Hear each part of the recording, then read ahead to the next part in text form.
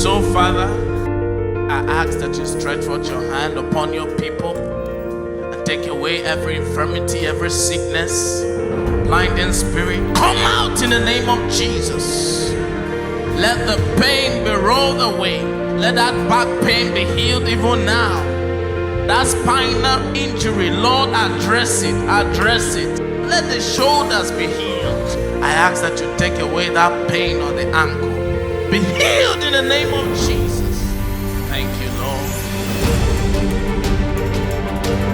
For over a year or even longer, I've always had intermittent pain. It comes and goes, and this week it has been exacerbated. Even to squat, to move, I just feel that pinch in my knee.